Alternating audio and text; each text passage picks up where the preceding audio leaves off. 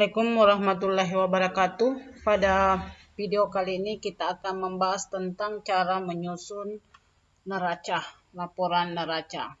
Pada video sebelumnya kita telah menyusun laporan rugi laba, laporan perubahan modal, dan yang terakhir ini kita akan menyusun laporan neraca. Nah, ini adalah bentuk laporannya. Jangan lupa tetap ini nama perusahaan, nama laporan, dan periodenya, periode laporan. Oke, untuk menyusun laporan neraca ini kita tetap mengambil data dari kertas kerja dan dari laporan perubahan modal yang telah kita susun sebelumnya.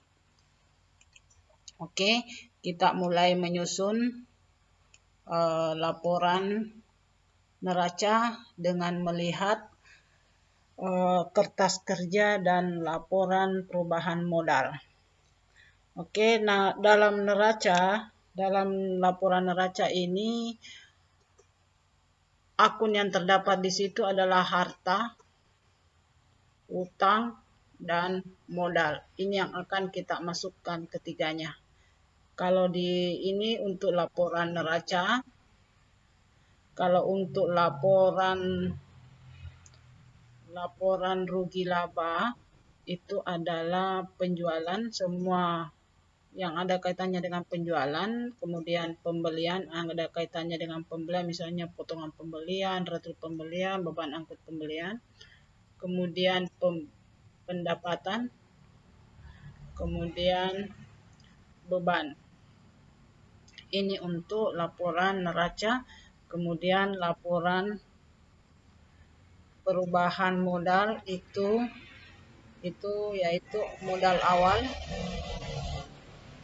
kemudian rugi atau laba, kemudian price kalau ada, kemudian modal akhir. Inilah yang dicari. Kita telah membahas laporan perubahan modal, kita juga telah membahas laporan rugi laba. Yang terakhir kita akan bahas di laporan keuangan yaitu neraca. Di neraca itu ada harta yang kita akan masukkan, ada utang dan modal. Nah, ini datanya itu diambil dari kertas kerja, dari sini. Dari kertas kerja di bagian neraca.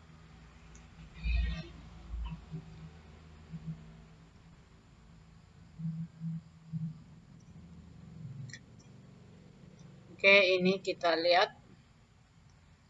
Ini kita dapat ini yang akan kita pindahkan. Nilai ini kita akan pindahkan ke kertas kerja. Nilai di neraca ini akan kita pindahkan. Oke, kita mulai. Yang pertama itu adalah kas sebesar 65.000. Oke, kita pindahkan di aktiva.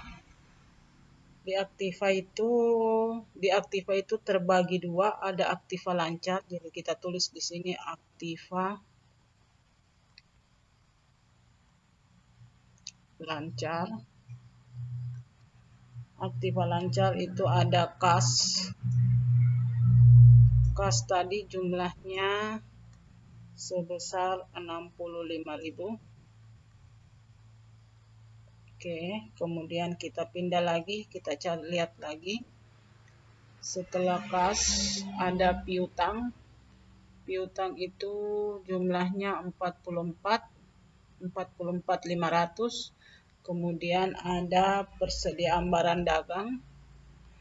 Ini ada persediaan barang dagang, jumlahnya itu untuk persediaan barang dagang itu ini 150.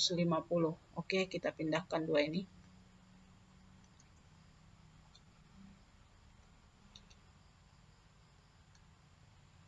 Yang pertama yaitu piutang dagang.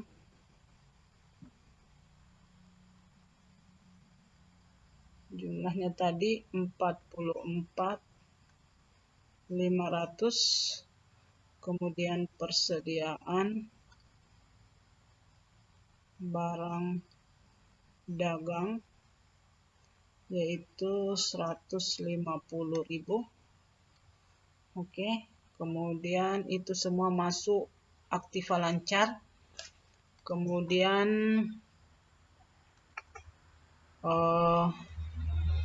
perlengkapan, tunggu dulu, asuransi, ada asuransi dibayar di muka ini juga masuk aktiva lancar, perlengkapan juga masuk aktiva lancar, asuransi dibayar di muka itu 3.500, kemudian perlengkapan 8.000. Oke, asuransi dibayar di muka 3.500, perlengkapan 8.000. Kita pindahkan. Semuanya masuk di aktiva lancar. Asuransi dibayar di muka itu tadi 3.500, kemudian perlengkapan tadi itu 8.000. Oke, kita cari lagi, masih ada aktiva lancar atau harta lancar. Perlengkapan sudah, peralatan, ini peralatan sudah masuk aktiva tetap, berarti aktiva lancar sudah habis, tinggal aktiva tetap. Oke, kita jumlahkan saja.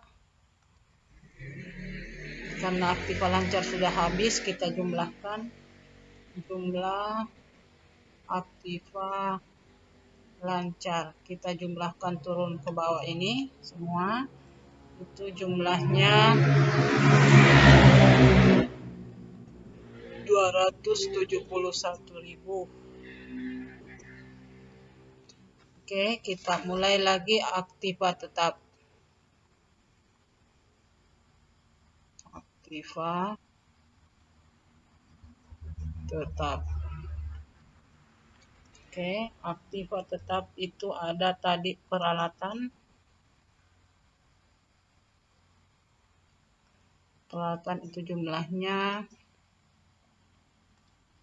ini peralatan itu jumlahnya 122.500. Kemudian akumulasi itu jumlahnya 34.750. Oke. Karena ini akumulasi di kredit, berarti kita kurangkan. Namanya akumulasi berarti akumulasi penyusutan berarti berkurang.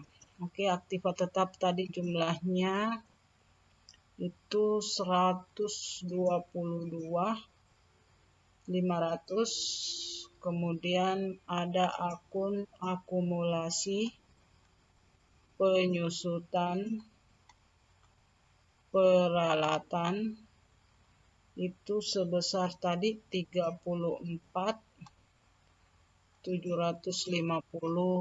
rupiah. Kemudian ini dikurangkan karena dia berada di kredit dan mengalami penyusutan berarti harus dikurangkan. Kemudian kita cari lagi, masih ada aktiva tetap. Setelah akumulasi penyusutan peralatan berarti sudah langsung utang, berarti sudah tidak ada. Kita jumlahkan.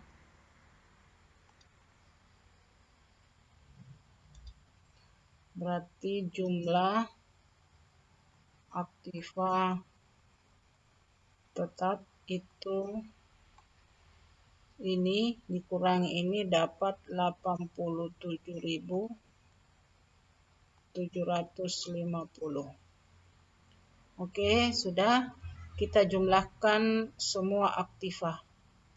Berarti jumlah aktiva itu sebesar ini, jumlah aktiva lancar 271 ditambah dengan jumlah aktiva tetap 87.750. Itu kalau kita jumlah itu jumlahnya 358.750. Oke, kita pindah ke pasiva. Pasiva itu kita cari dulu utang usahanya. Utang dagangnya yang pertama kita cari dulu, kita lihat di kertas kerja. Utang dagang itu sebesar 75, kemudian utang ban sebesar 200.000. Ini kita pindahkan, utang usaha 75, utang dagang 75, utang ban 200.000. Oke, kita pindahkan.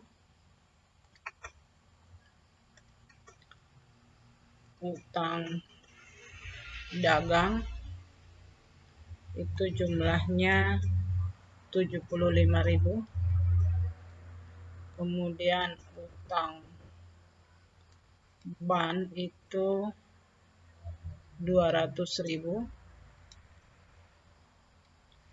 Oke, kita cari lagi utang kalau masih ada. Utang bank, utang kita cari. Mudah, kita cari di bagian bawah.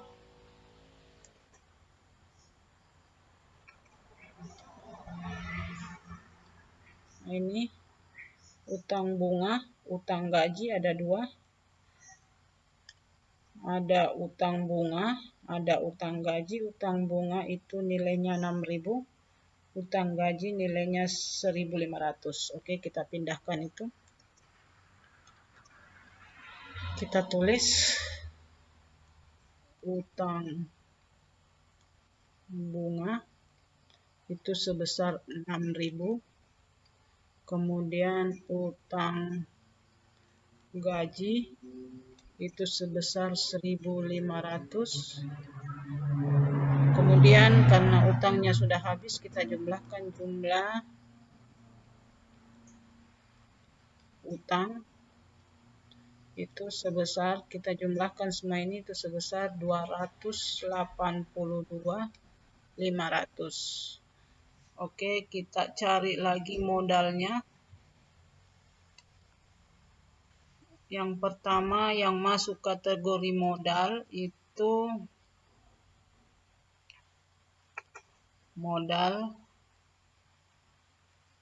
adalah ini modal saham. Yang masuk kategori yang pertama itu modal saham. Ini modal saham.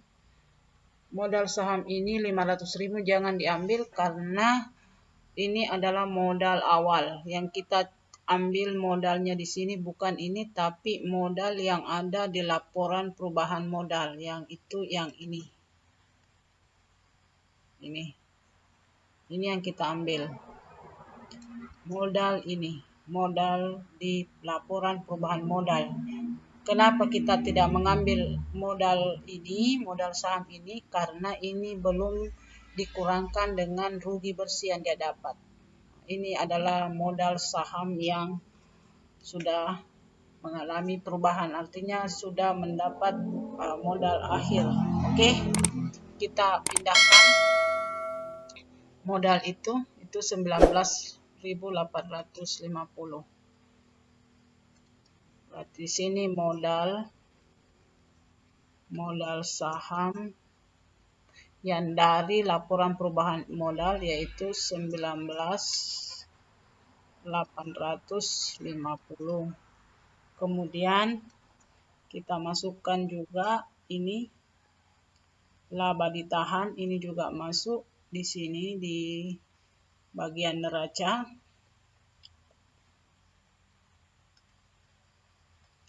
Itu laba ditahan sebesar itu tadi, laba ditahannya sebesar 86.400. Kemudian kita pindahkan juga dividen dengan 30.000. Oke.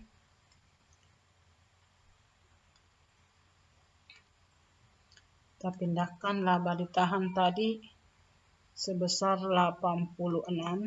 Ini laba ditahan masuk juga sebagai kategori modal 86.400. Kemudian dividen ini kita kurangkan karena dividen ini mengurangi daripada modal. Berarti kita kurangkan dia 30.000. Kita kurangkan, berarti di sini kita cari jumlah modal sebesar ini 19.850 ditambah 86.400 dikurangi 30 itu dapat 76.250. Nah, kemudian kita jumlahkan ini dengan ini, jumlah utang dengan jumlah modal kita jumlahkan, itulah jumlah pasifa. Jumlah aktiva ini dengan pasifa itu harus sama. Itu sebesar 358.750. Ini didapat dari jumlah ini dengan ini. Dan ini harus sama dengan ini. Jumlah pasifa dengan aktiva harus sama. Ini tadi penyusunan laporan neraca. Untuk melihat secara detailnya dapat saya tampilkan ini. Oke. Ini secara detail penyusunan laporan neraca pada perusahaan Larasati. Hanya saya lupa kasih di sini harus ada dalam kurung. Sini juga harus ada dalam kurung. Oke, ini jumlah ini ditambah dengan ini itu sama dengan ini. Kemudian ini jumlah utang usaha dengan modal sama dengan ini. Nah, itulah tadi penyusunan laporan neraca pada perusahaan PD Larasati. Terima kasih. Assalamualaikum warahmatullahi wabarakatuh.